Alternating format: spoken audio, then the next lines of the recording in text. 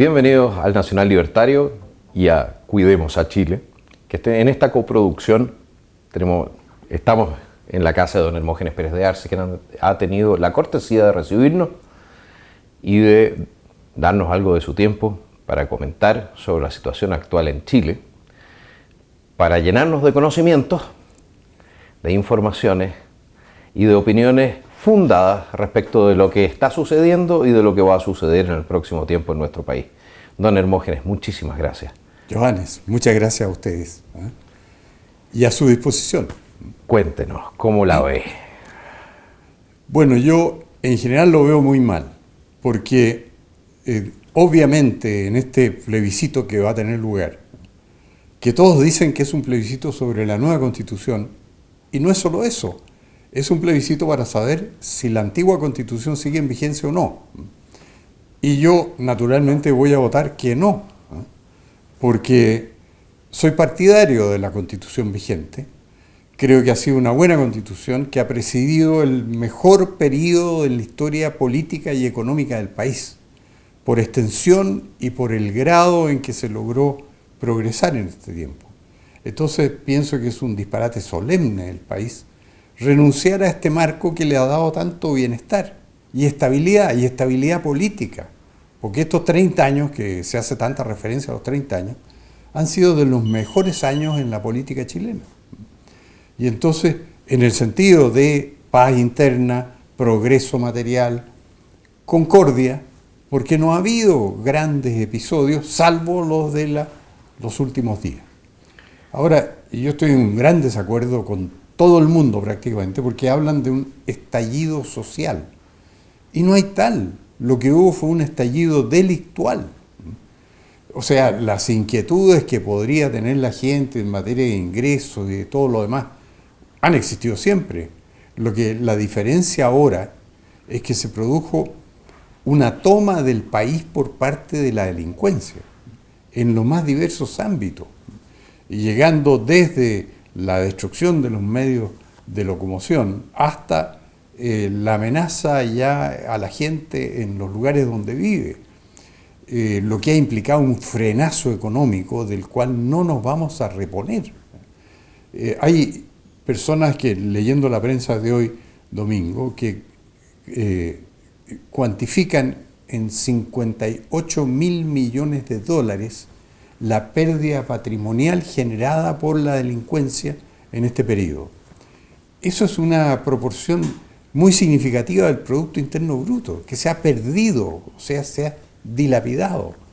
Entonces, creo que estamos en un momento muy difícil, y a mi juicio la única salida que hay para no profundizar la crisis ni prolongarla es mantener la actual Constitución y mantener el orden público, que es la gran crítica que yo le hago al actual presidente, que no ha sido capaz de cumplir esa función que es esencial. La propia Constitución dice que el presidente de la República tiene como funciones fundamentales, artículo 24, mantener el orden público y preservar la soberanía exterior. Y él, esta parte de mantener el orden público no la ha cumplido, simplemente se ha rendido ante el adversario y ya la última rendición es decir, bueno, ¿qué es lo que dicen ustedes que hay que hacer? Asamblea Constituyente, hagámoslo. Y eso implica el acuerdo que va a redundar en un plebiscito del 20 de abril, en que nadie dice que también se vota por mantener la Constitución actual, sino que todos dicen es el plebiscito para la nueva Constitución. Si uno lee el Mercurio, la Tercera, si uno lee todas las opiniones en general de los políticos, dicen que esto es para la nueva Constitución, en circunstancias que está la alternativa de que no haya nueva Constitución, que es la única que a mi juicio va a salvar al país.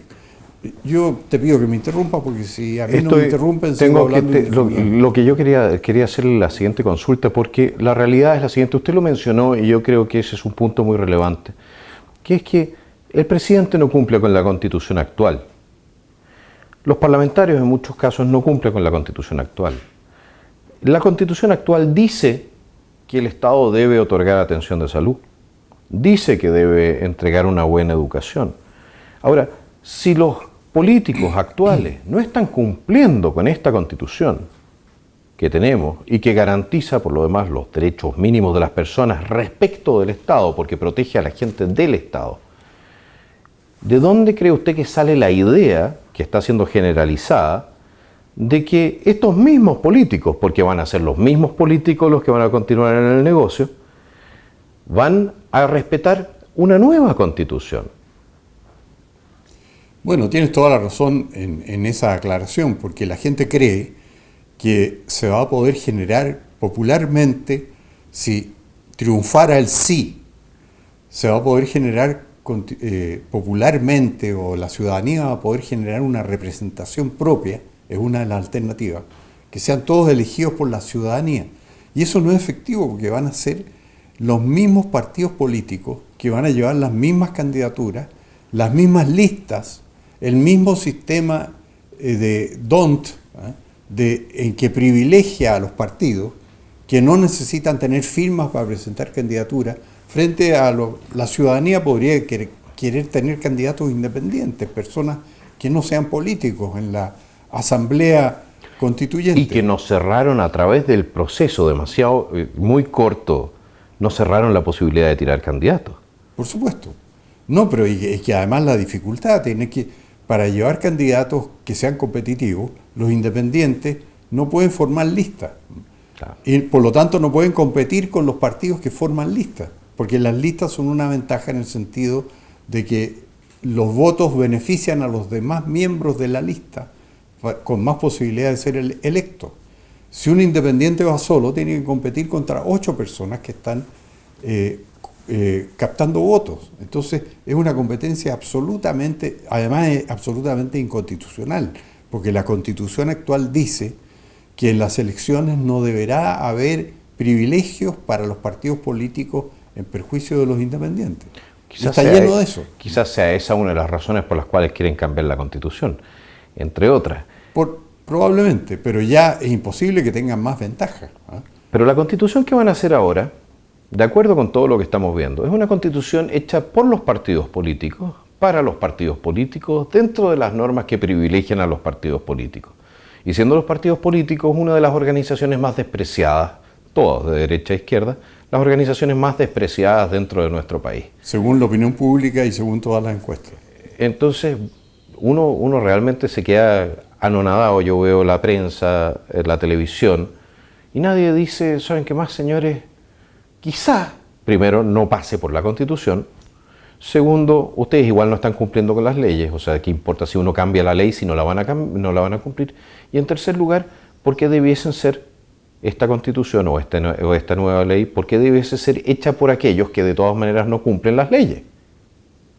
Evidente. ¿Y cuál es el cambio que se pretende cuando son los mismos, claro, que están en el Congreso en las distintas proporciones, que una mayoría izquierda, que van a constituir esta Asamblea Constituyente? O sea, son las mismas personas que conocemos, que tal vez sean otros nombres, pero son de los mismos partidos y gozando las mismas ventajas para resultar electos.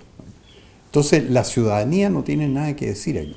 Pero yo encuentro que lo más grave, Johannes, es que el país va a sufrir los efectos de la incertidumbre, porque no hay nada peor para el progreso económico que la incertidumbre, porque no hay reglas.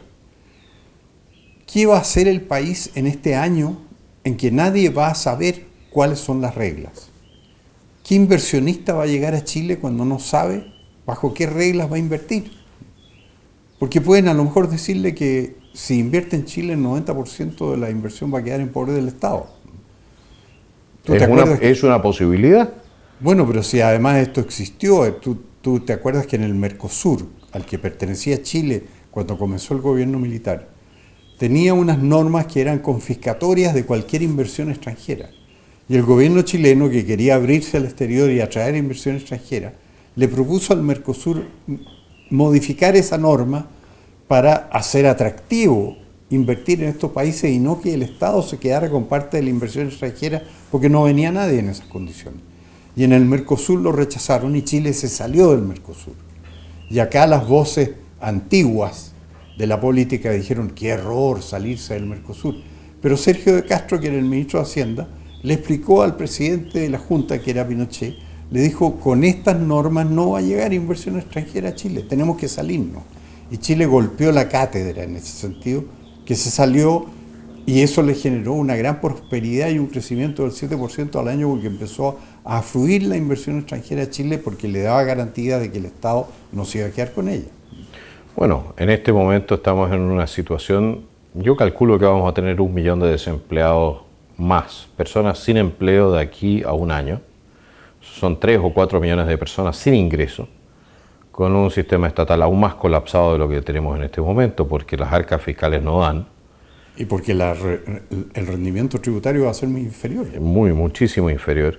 Así que nuestra situación económica de antes de estas protestas y la de después de estas protestas va a ser una muy distinta y probablemente cambie con eso también el escenario político. Vamos a ver qué es lo que pasa en esa materia. A mí lo que me interesa en este momento es ver cómo lo vamos a hacer para sobrevivir como nación, el hecho de que nuestro Ejecutivo haya renunciado al uso de la fuerza legítima y legitimada a través de elecciones constitucional para defender a los ciudadanos honestos. Para mantener el orden público. Correcto, porque, digámoslo de esta manera, el que no sanciona al ciudadano deshonesto, al criminal, está castigando al ciudadano honesto. Que es la víctima del delito. Que es la víctima del delito. En Chile, el hecho de que no se haya aplicado la ley a los saqueadores, no se los haya metido presos, no se les haya castigado de manera draconiana, ha significado de que todas las personas que perdieron sus negocios, que no pudieron ir a trabajar, que han perdido sus empleos, hayan sido castigados por el Estado, porque no fueron protegidos. Y eso también es una forma de castigo y de violación al derecho humano. ¿Cómo lo vamos a hacer nosotros para sobrevivir 1 año o 2 años hasta la próxima elección presidencial con un ejecutivo que claramente castiga al ciudadano honesto al negarle la protección más básica? Bueno, y la consecuencia económica de eso. En este momento estamos entrando en una recesión. Que haya 2 trimestres seguidos de caída del producto es muy probable. ¿Por qué? Porque la producción se ha visto resentida por la revolución que ha tenido lugar, la insurrección de la delincuencia. Lo estamos viendo, las personas que atraviesan la ciudad, que conocían siempre, dicen, es increíble el espectáculo, parece una ciudad bombardeada. Están todos los negocios con placas de metal en sus puertas, no se atreven a abrir, abren a rato. Y cualquier cosa que uno haga, y yo el otro día fui a Providencia, a un estacionamiento subterráneo, y no podía encontrar la puerta, porque la puerta la habían destrozado y habían puesto una placa de metal. Entonces uno tiene que discurrir por dónde entrar al estacionamiento donde se colocó, porque no sabe, ya se han perdido todas las referencias. El grado de destrucción es increíble de todos los negocios, todo lo que ha perdido esa gente. Y una señora que hizo un reclamo en este sentido diciendo que rechazaba este estado de cosas porque no nos dejan trabajar, no nos dejan comprar, en fin. Esto se viralizó y mereció una página entera del Mercurio de ayer. Esta señora aislada de apellido Gutiérrez de Puente Alto, que dijo, esto tiene que terminar, este clima de desorden. Pero es que esto no va a terminar. No va a terminar porque no hay una autoridad que reprima la delincuencia y porque no hay ningún incentivo para invertir en Chile en todo este periodo en que nadie tiene garantías de que se puede trabajar normalmente. Yo lo veo gravísimo y con el mayor pesimismo. Y creo que el problema que van a tener el gobierno y la oposición va a ser que la gente va a empezar a reclamar mano dura.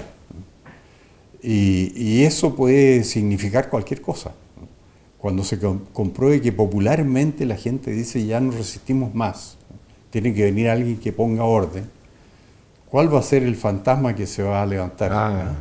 Sabemos cuál es la figura que se va a levantar ahí, como añorándola. Yo creo que están cometiendo un error político gigantesco.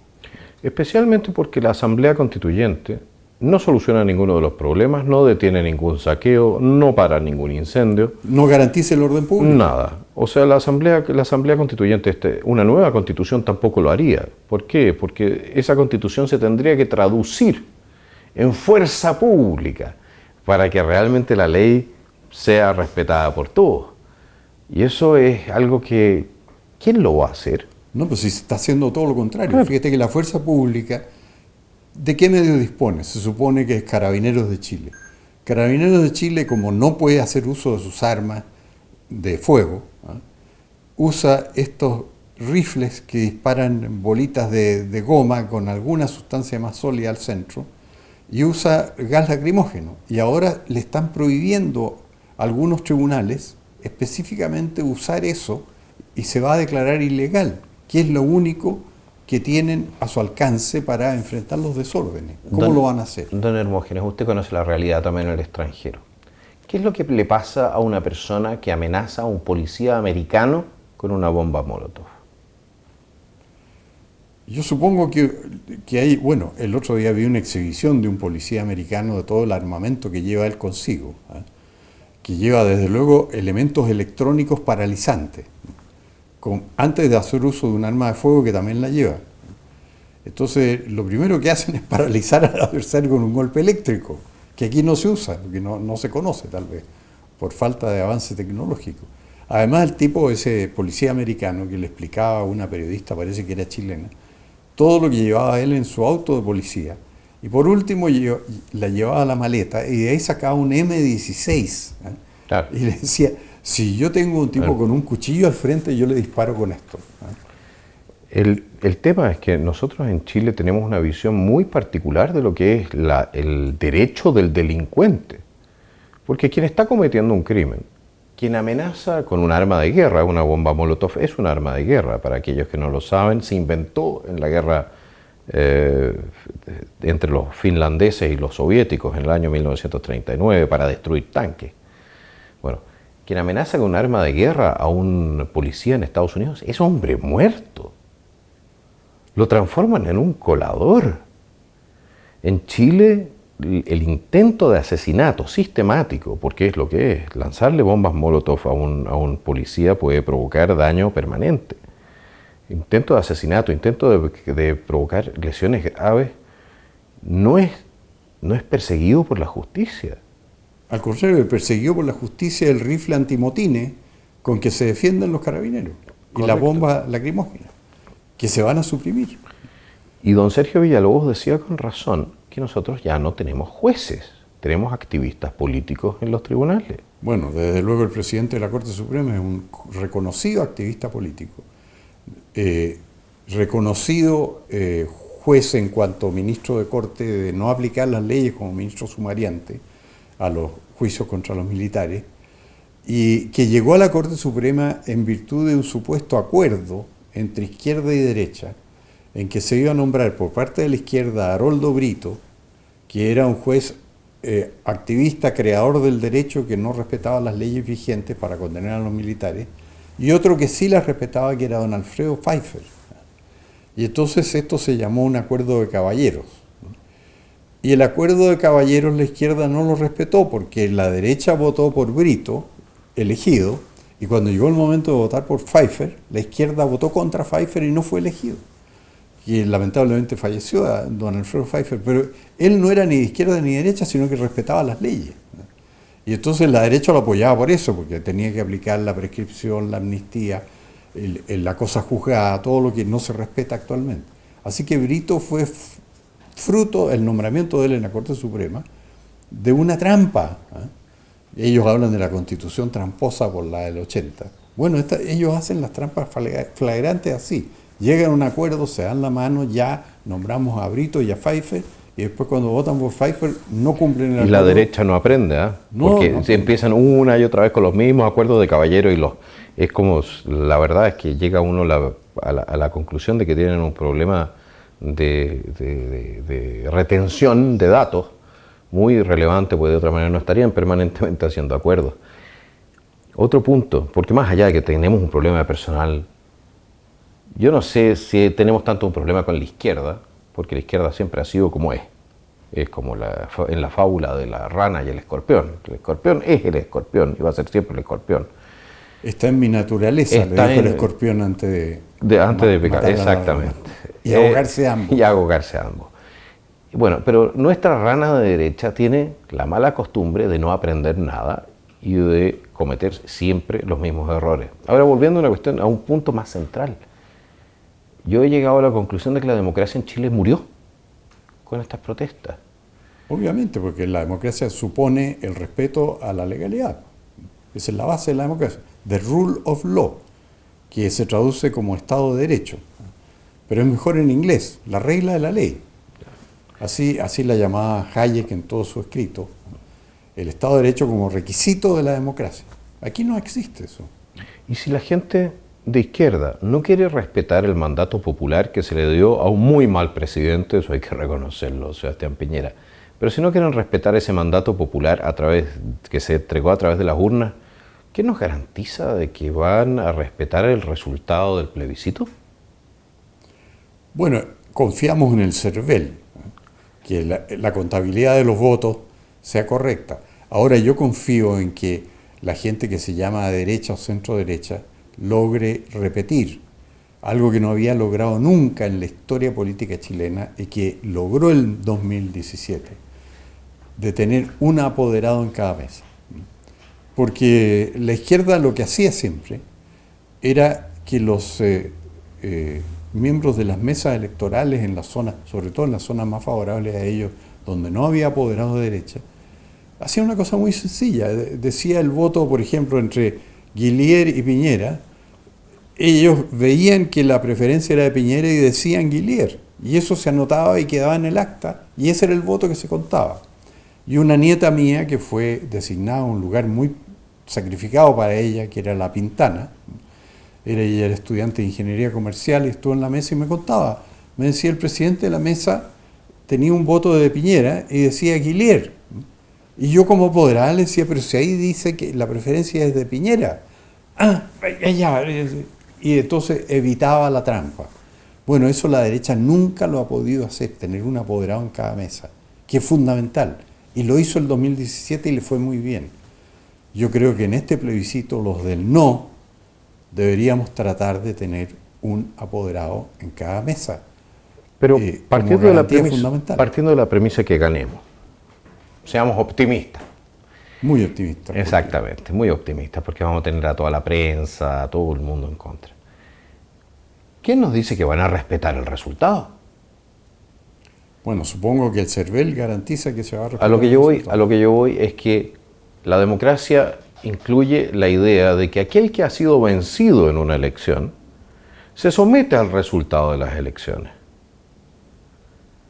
Pero si no se han sometido al resultado de la elección presidencial pasada, que no lleva 2 años, y han tratado de votar al presidente y de hacer la acusación constitucional, es lo más tirado de las mechas que uno se pueda llegar a imaginar.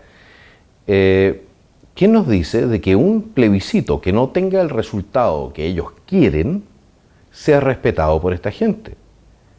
No, yo creo que eso tienen que respetarlo de todas maneras, porque tenemos que leer un poco de historia. Ellos yo creo que han aprendido historia a golpe. La doctrina Schneider, que siempre decían doctrina legalista de Schneider, siempre citaban la parte donde la doctrina Schneider, que fue un consejo de generales que hubo en el año 70 y que se consideró ya incorporado al acervo jurídico chileno, decía que los militares no pueden hacer uso de las armas para intervenir en política. Pero tenía un agregado que se cita poco.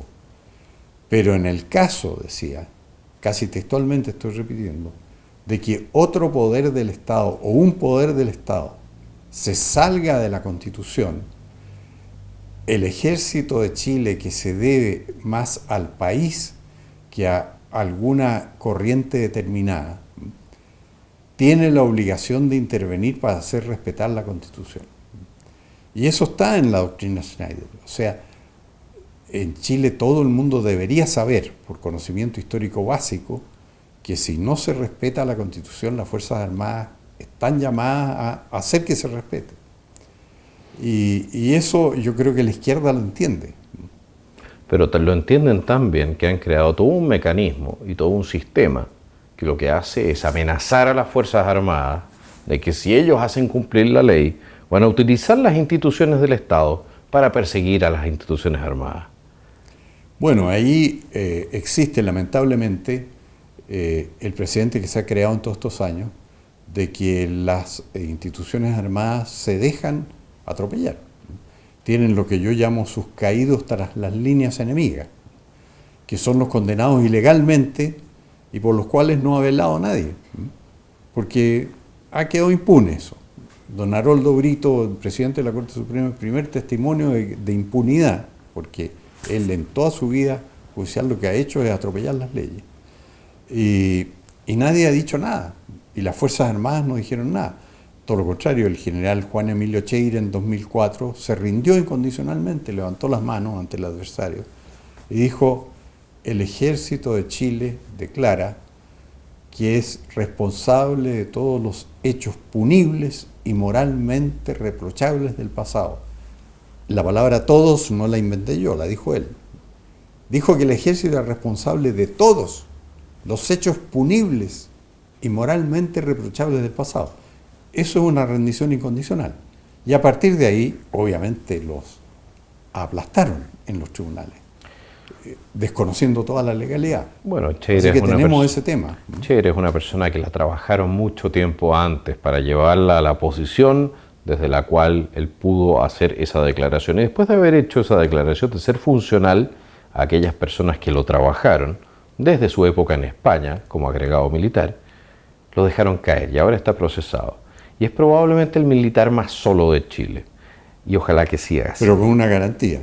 ¿Cómo? Que nunca va a ir a Punta Peuco. Ah, bueno, puede que Eso no lo vaya. sabemos, por razones políticas lo sabemos. Puede Ningún que- juez lo va a condenar a pena efectiva. Puede que no vaya a Punta Peuco, pero claramente es el oficial más despreciado dentro de las Fuerzas Armadas de Chile. Señor Emilio, señor Gerald Cheire, si está viendo este programa, ahí nomás.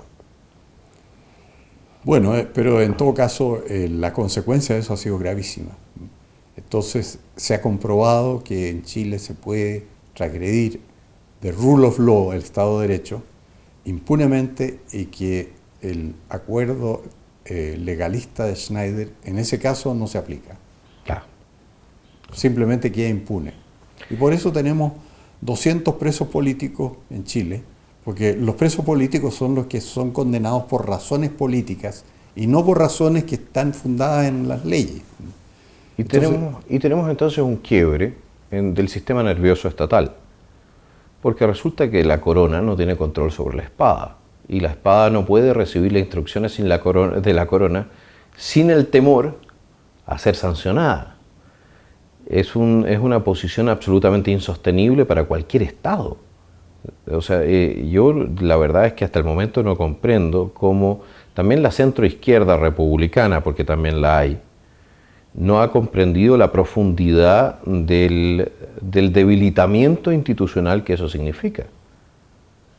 Bueno, yo hice un trámite, puede ser un poco risible que lo haya hecho, porque yo tengo un blog, pero descubrí que la Casa Blanca tiene un correo electrónico al cual uno puede escribir y le contestan. Uh-huh. Y me acusaron de recibo. Es un correo electrónico dirigido al presidente Trump. Y me acusaron de recibo. Y yo le dije al presidente Trump en mi correo electrónico que él había impuesto sanciones adicionales a Cuba por tener 100 presos políticos y no dan ninguna explicación sobre estas sanciones ilegales desde todo punto de vista. Y yo le dije al presidente Trump que en Chile había 200 presos políticos en iguales condiciones y él no había hecho ninguna manifestación acerca de esto, y yo le pedía que él le dijera al gobierno chileno lo mismo que le había dicho al gobierno cubano y le impusiera al gobierno chileno las mismas sanciones. Y me acusaron recibo de que le iba a llegar al presidente Trump esto. Así que sigo esperando que él interceda en favor de los presos políticos chilenos. Bueno, los americanos tienen, ¿cómo se dice? Tienen intereses, no necesariamente amigos. Y una vez que se había gastado la utilidad de los militares chilenos con el fin de la Guerra Fría, los dejaron caer. Ahora... Oye, te interrumpo para una cosa, porque sí. Ronald Reagan simpatizaba mucho con el gobierno militar chileno y le escribía anualmente a la Junta y a su presidente y al presidente de la República, ya era en ese tiempo Augusto Pinochet, una carta de felicitación por llevar a cabo una transición como la que estaban preparando, en fin, y preparando las leyes para el retorno a la democracia. Pero al mismo tiempo nombraba en Chile como embajador a Harry Barnes, ¿eh?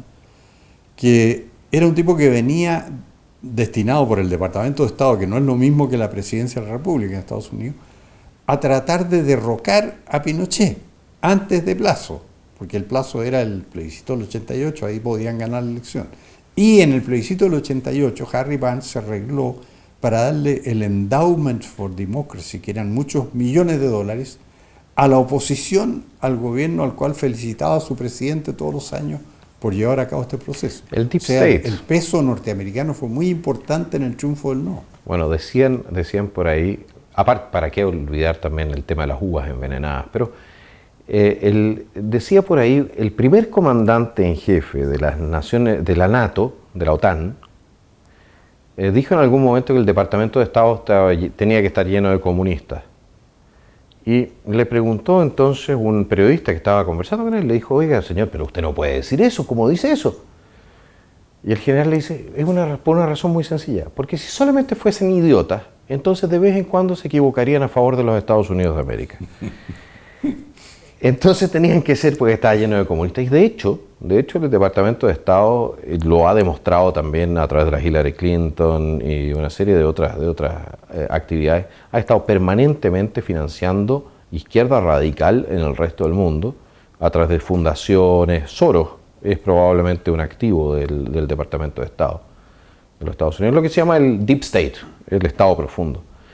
Ahora se ven naturalmente complicados con la siguiente situación. Tienen a Venezuela desestabilizando a Chile, el ejército chileno desactivado, los rusos metidos en Venezuela, los iraníes con escuelas de guerrilla para Hezbollah en Venezuela, los chinos metidos en Venezuela, y Venezuela prácticamente corta el patio trasero en dos. Y es una vez más, vemos como los americanos financian y ayudan al enemigo de sus propios intereses en el largo plazo. Es que no aprenden. Fíjate que examina la historia. En Vietnam del Sur había un gobernante pro-occidental católico, Ngo Dinh Diem se llamaba, y Estados Unidos, el presidente Kennedy, contribuyó a derrocarlo. ¿Por qué? Porque era, por ser católico y poner mano dura frente a la invasión desde el norte y combatirlo, era odiado por la izquierda internacional, que estaba luchando a favor de los comunistas que querían tomarse Vietnam del Sur. Y Kennedy dio el visto bueno para derrocar con la influencia norteamericana a este gobernante que era pro-norteamericano y católico, igual que él.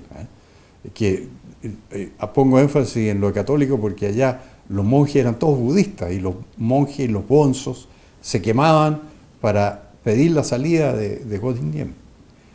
Y finalmente lo derrocaron. Y la consecuencia fue que al final perdieron la guerra de Vietnam, porque el mejor aliado que tenían lo habían derrocado ellos. Y al final la invasión de Vietnam del Norte no pudo ser reprimida con el armamento adecuado, porque Bertrand Russell y una serie de sabios occidentales criticaban las bombas de napalm y el uso del armamento más poderoso que tenía Estados Unidos en la guerra, y perdieron la guerra, y perdieron el país. Y el país se convirtió en un país comunista, que afortunadamente dentro de la ola de la caída del muro de Berlín se ha transformado en un país capitalista también, porque es igual que China, Vietnam. Bueno, es gente relativamente inteligente que se da cuenta que si una cosa no funciona, entonces ¿para qué seguir haciendo esa misma cosa?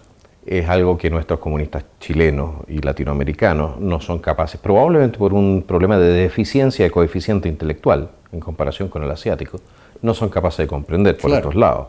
Pero tú te das cuenta que también el peor enemigo de Estados Unidos hoy día, ¿cuál es? Irán. Y Estados Unidos derrocó al Shah del Irán, lo dejó caer.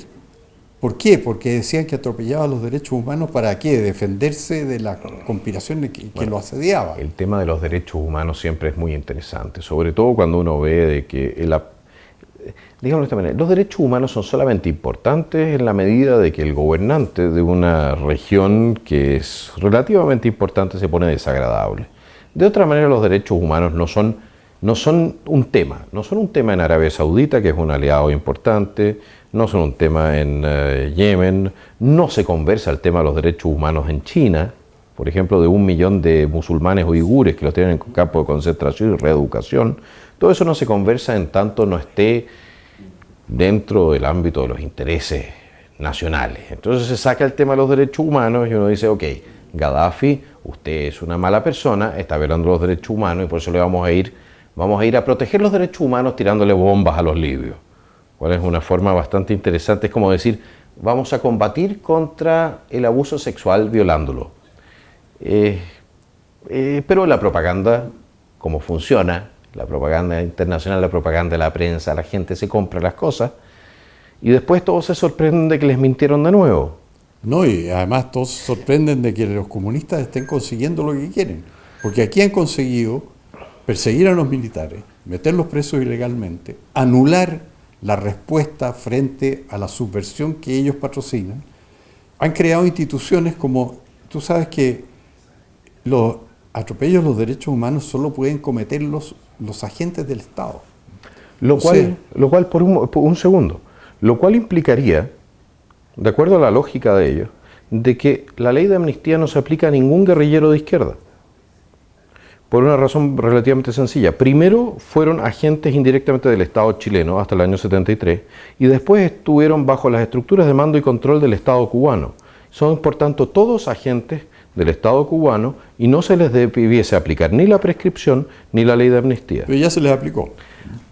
O sea, en Chile hay más de 1000 casos de criminales de izquierda que fueron amnistiados durante el gobierno militar. Pero nadie dice, de acuerdo con la doctrina judicial de la Corte Suprema, nadie dice que la cosa juzgada en esa materia tenga valor. Los podemos perfectamente volver a tirar al ruedo desde ese punto de vista. Pero ellos se han arreglado para tener sometidos también a los organismos internacionales. Bueno, ese es natural. O sea, la Corte Interamericana también está controlada por ellos. Eso naturalmente que es otro cuento, pero siempre viéndolo desde el punto de vista legal, a las damas y caballeros de la izquierda radical, tengan presente que los precedentes que ustedes han establecido en materia legal pueden ser aplicados a sus personas también. Y existe tanta información sobre las líneas de mando y control publicada por sus propios autores que iban a La Habana, que podemos perfectamente aplicarles la idea de que ustedes eran agentes cubanos, agentes del Estado, de un Estado extranjero actuando en Chile. Y con eso se les fue a freír monos todo el tema de que ustedes no son violadores de derechos humanos. Pero a mí me admira cómo ellos han ido manejando el tema para gozar de impunidad e inhibir la fuerza pública lícita y legítima del adversario. Bueno, es propaganda. Es guerra psicológica. Lo que han hecho en Chile, con esta agresión que realizaron, que no es una agresión que a nosotros nos pueda poner de rodilla, porque con la reacción adecuada la cosa se pudo haber terminado muy rápido, pero lo que hicieron fue guerra psicológica. Pero tuvieron un triunfo redondo. Redondo, porque la falta de carácter en los centros de mando y control en Chile llevó a que se fueran de rodillas. Si el hecho de querer hacerse elegir a un puesto de responsabilidad, donde uno tiene que, en un caso determinado, tiene que estar dispuesto a verter sangre. Pero dime una cosa, Johannes, ¿de dónde viene esto? Es muy antiguo, esta debilidad congénita de la derecha, del centro desde luego, porque los demócratas cristianos han sido, yo los llamo los Kerensky, porque se plegaron a ellos. Con el voto de ellos se eligió Salvador Allende, porque podrían perfectamente haber elegido constitucionalmente a Jorge Alessandri el 70 y eligieron a Allende. No lo de los demócratas cristianos, ya que los doy por perdidos en ese aspecto, pero la derecha. Yo recuerdo que cuando yo llegué al Mercurio muy joven como redactor, recién recibido abogado, había un distinguido comunista peruano que tenía un gran prestigio y que desertó del comunismo y escribió un libro que se llamaba La Gran Estafa, que fue de gran venta, en que denunció al comunismo como la gran estafa. Y vino de visita a Chile y entonces en el Mercurio no le daban acogida. Y un una persona que formaba parte de la redacción del Mercurio, donde yo estaba recién ingresado, que era el abogado Carlos Urenda, le dijo al director, René Silvio Espejo, le dijo, ¿por qué el Mercurio no dice nada de este hombre que ha sido tan importante en el comunismo, ha cambiado de parecer, ha denunciado la gran estafa que es el comunismo, su libro se ha vendido en todas partes, y el Mercurio no dice una palabra? Y el director le contestó lo siguiente, que me dejó a mí abismado, le dijo, pero ese es un hombre que está muy desprestigiado, le digo. ¿Desprestigiado por quién? Por los comunistas, po. Evidente. Pero ¿por qué la derecha acogía la campaña de injuria contra este personaje por parte de los comunistas? Porque hay como una sensación de que lo que ellos dicen realmente hay que tomarlo muy en serio, ¿eh? Cuando lo que ellos dicen es una cosa completamente parcial, infundada y nacida nada más que de la conveniencia política de atacar a un adversario que realmente les ha inferido una derrota. Bueno, la derecha actúa de acuerdo a parámetros políticos y morales del siglo XIX. Y la izquierda actúa de acuerdo con parámetros políticos sin moral, porque la moral la tiraron por la borda con Marx y después con el posmodernismo, prácticamente el siglo XXI. La izquierda no utiliza, o sea, digamos de esta manera, la izquierda utiliza la información como un arma. Eso significa que no tiene que ser verdad, no tiene que ser confiable. Todo es verdad lo que sirve al partido, eso ya lo decía mucho tiempo atrás.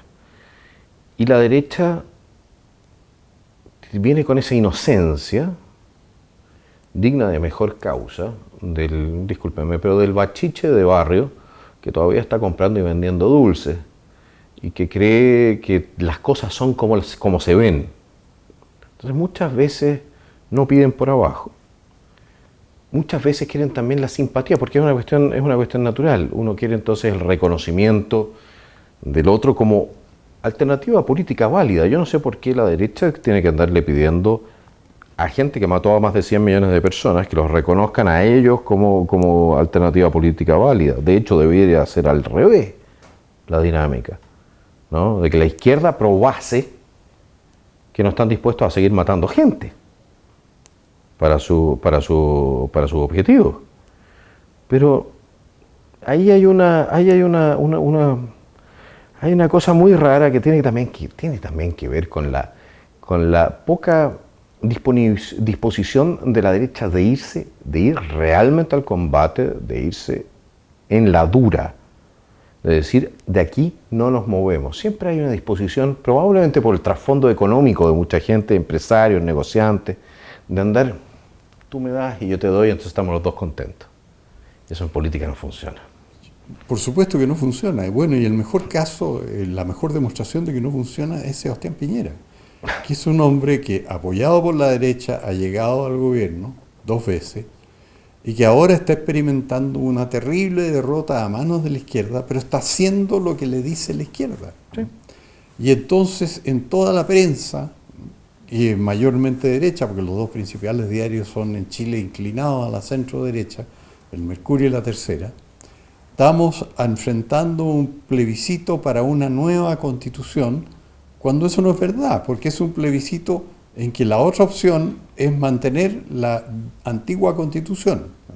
Pero nadie dice eso, estamos trabajando en la nueva constitución y no se han puesto a trabajar en lo que ellos quieren. No nos están abriendo tampoco los espacios, don Hermógenes. Yo he estado aquí hace 2 semanas y tanto, conversando, tratando de abrirme espacios, de entrar a un programa de debates, de llevar esta información, de decir, ¿sabes qué más? Oye, vamos a la pelea. No solamente con el tema de la Constitución, antes también con otros temas. Y el sistema de comunicaciones está tan cerrado, está tan en manos de la izquierda radical, y los dueños de los medios de comunicación parecen absolutamente como si aterrados frente a esta serpiente que han puesto en las redacciones de sus propios canales. Entonces no saben tampoco qué hacer para cambiar esto.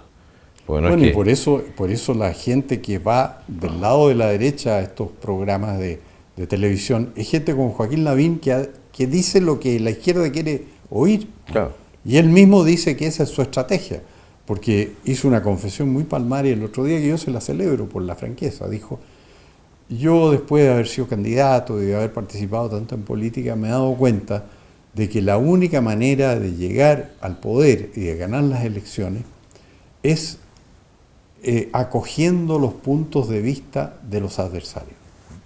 Y Lavín se dedica a eso, porque Lavín ahora, me gustaría saber por quién va a votar, pero yo creo que va a votar sí en este plebiscito. Lo mismo que he visto que Cristian Monkeberg, expresidente de Renovación Nacional, dice que él va a votar sí. Es gente pero que ¿por qué tiene, votan por el adversario? porque es gente que tiene cero. Entraron a la política por oportunismo. Son gente que ha utilizado la política para vivir de ella. Entonces no es gente que haya entrado realmente a defender algo con lo cual están comprometidos profundamente desde el punto de vista valórico. Son operadores políticos, pero no son soldados de la política. Esa es la gran diferencia, yo creo, entre la izquierda y la derecha. La izquierda utiliza el poder o vive para la política y vive de la política. Pero te agrego una cosa, amedrenta. Sí, amedrenta. Pero los comunistas amedrentan.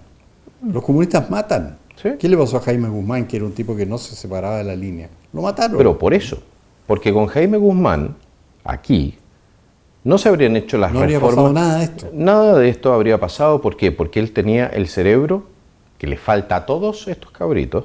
Disculpen, son señores ya de edad, pero en general yo le digo cabritos porque son cabritos políticamente hablando. Él tenía el cerebro para reconocer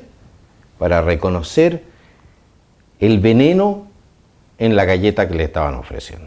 Él sabía perfectamente, bueno, aquí quieren hacer esta maniobra, que cambiar esto en la Constitución, esto va a tener esta consecuencia y a largo plazo lleva a esto.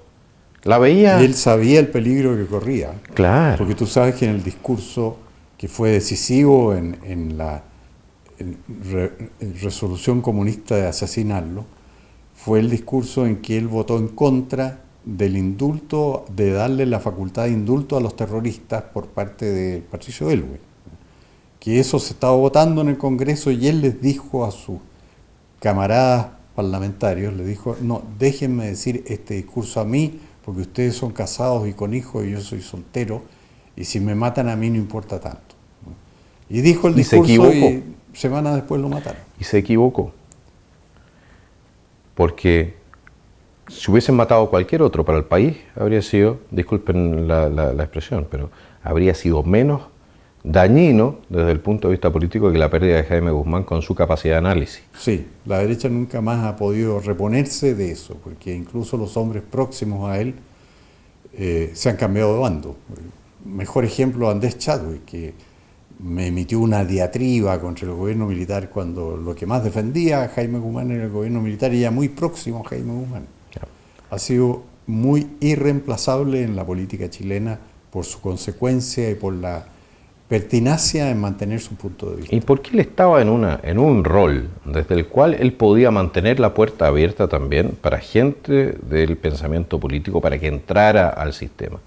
Una vez que él desaparece de la Universidad Católica y desaparece su presión, se empiezan a cerrar los sistemas. Se empiezan a cerrar los sistemas en torno a un personal prácticamente exclusivamente de izquierda radical, que es el que nos tiene con esta revolución cultural en este momento funcionando. Eso tiene otros factores, naturalmente nosotros los conversamos antes, de que también hay razones de índole de decadencia moral y social en Chile que han llevado hasta descontento social. No, si eso no hay tutía. Sí, pero eso no hay que confundirlo con la pérdida del orden público. Eso no hay que efectivamente. Porque tú puedes tener un descontento en una democracia y es natural que sea así y que eso genere la alternancia en el poder, porque hay descontento con el régimen y se sustituye por otro. Eso es propio de lo que llamamos democracia. Ahora yo le voy a decir una cosa. Pero la pérdida del orden público no. Ahora yo le voy a decir una cosa. El problema en Chile es que nosotros tenemos una corporación política. La derecha y la izquierda en Chile. Usted me pregunta, ¿por qué la derecha en Chile es tan blandita? Bueno, porque están acostados con la izquierda. Están haciendo negocio. Entonces, hasta cierto punto, esta explosión que nosotros hemos visto, que debió haber sido reprimida para salvar millones de empleos, etcétera, por una razón de Estado, pero de un punto de vista político, En Chile la alternancia en el poder ya no se da. Y no se da porque se está votando por la misma corporación política.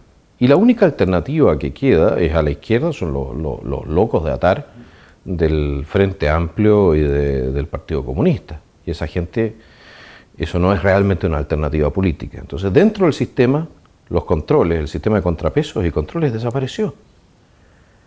Y ahí yo creo que se ha formado, ahí hay también un elemento que juega un rol en todo esto. Claro, hay un contubernio, por lo que hablábamos hace un momento. En este momento la ciudadanía puede creer, porque se lo dice la prensa y se lo dicen los políticos, que va a decidir quiénes integran la comisión constituyente. Que hay una alternativa que sería elegida por la ciudadanía. Pero ¿a quiénes va a elegir la ciudadanía? A los miembros de los partidos, que tienen la ventaja electoral de formar listas y van a ser ellos, son los mismos. ¿Cuál es la diferencia entre la alternativa A, en caso de que triunfe el sí, de elección por la ciudadanía de los miembros, y la otra que es la mitad por la ciudadanía y la mitad por los partidos? Sin la alternativa A también la van a elegir los partidos, porque son los únicos que pueden formar listas y tienen la ventaja para quedarse con toda la convención. Y la única diferencia va a ser la siguiente, damas y caballeros, va a ser de que en este caso van a tener los políticos la posibilidad, sin contrapesos, de meterle la mano al bolsillo a los chilenos. Porque la Constitución que estamos defendiendo nosotros es una Constitución que le para las manitos a los políticos. La Constitución que viene va a ser hecha por los políticos, para los políticos. Les puedo asegurar de que ahí van a haber siempre los 2/3 de mayoría cuando se trate de generar las condiciones para meterle las manos a la AFP, a los fondos de la AFP.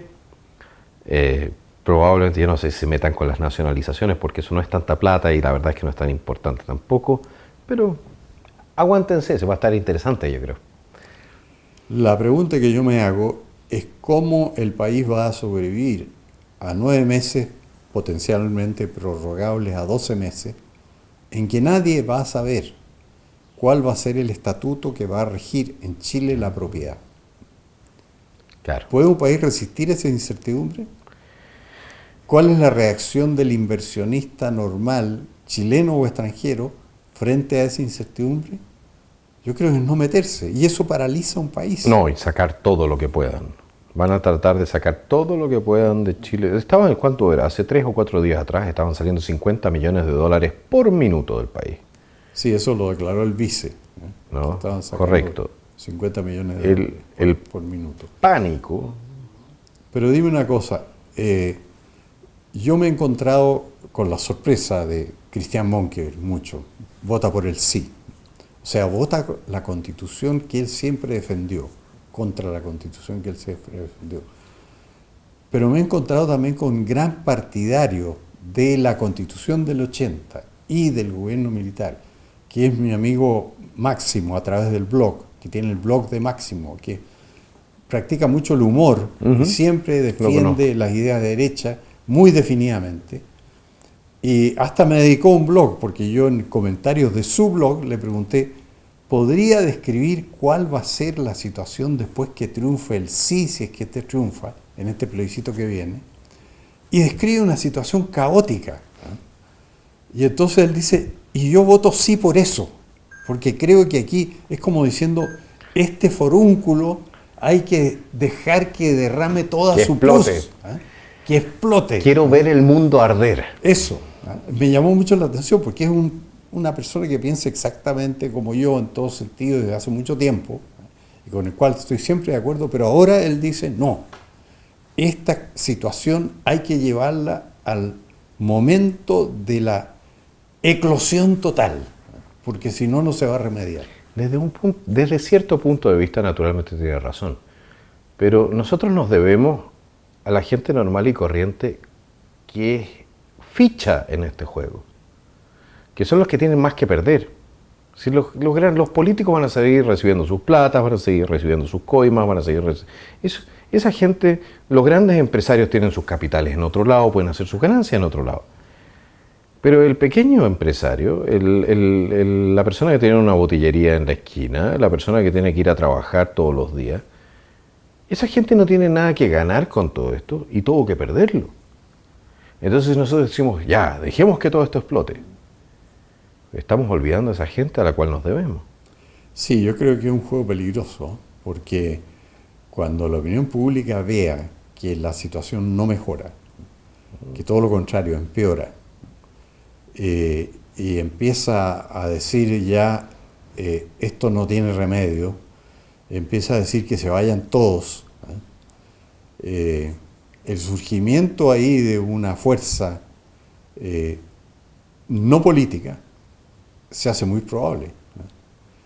Y yo creo que no han medido las consecuencias de lo que están haciendo. Bueno, hay tres caminos para la salida de esto, lo que nosotros hemos descrito varias veces. Uno es la salida institucional, significaría la articulación de una fuerza democrática dentro del marco de lo que es el sistema democrático actual, que entre a limpiar el sistema, por lo menos a reconstituir los contrapesos y los controles. Ese sería un camino. El segundo camino es que efectivamente encuentren los partidos establecidos la fuerza moral interior para recomponer todo esto. Yo no creo que eso sea muy posible. Y la tercera salida es la extrainstitucional, y eso significa que en algún momento la columna vertebral de la República, que son las Fuerzas Armadas y de Orden, digan: esta cuestión sigue quemándose el sur, la economía está absolutamente demolida, no se restaura el orden en las ciudades, la gente ya no puede vivir tranquila, no se puede exportar, la gente está pasando hambre, ¿saben qué más? Señores políticos, váyanse todos a las embajadas. Esto se acabó. Y por 60 años, porque no van a devolverles el poder. No crean los señores políticos de Chile que van a volver a pisar territorio chileno en sus vidas. Sobre todo por una razón, porque cuando lo hicieron, que fue a pedido de los políticos, el 73, las consecuencias que sufrieron, las estamos viendo en Correcto. todos los juicios que están sufriendo los militares, los 200 presos políticos que hay, con potencialidad de llegar a varios miles. Porque tú sabes que ahora están surgiendo las querellas a partir de la Comisión Walech, que son 30.000 personas que fueron a declarar, que fueron interrogados y torturados, y a cada uno le dieron una pensión.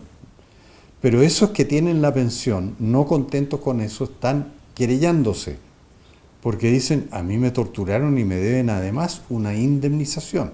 Caso de Cristian Lavé. Un señor dice que hace 46 años a él Cristian Lavé lo maltrató. Y Cristian Lavé está sometido a proceso por eso. Y entonces, eso es un camino muy fácil de conseguir una indemnización de varios millones o N millones de pesos, que tienen en sus manos 30.000 personas que fueron interrogadas por su vinculación con el terrorismo, porque esas personas no las llamaban por haber sido boticarios, ni abogados, Pero ni nada. que fueron o no fueron, si no lo sabemos, si bastaba la declaración de parte. Bueno, pero fueron a declarar. Nada más. ¿Eh? Claro. ¿Y por qué iban a declarar? Porque tenían vinculaciones con lo que se estaba combatiendo en ese tiempo, que era el terrorismo de extrema izquierda. Entonces, hay aquí una potencialidad de, en este solo caso, 30.000 juicios con 30.000 indemnizaciones de 40, 60 millones de pesos cada una, que son una tentación muy grande, con jueces predispuestos para acogerla, y que va a significar una cantidad enorme de militares también condenados. ¿Eh?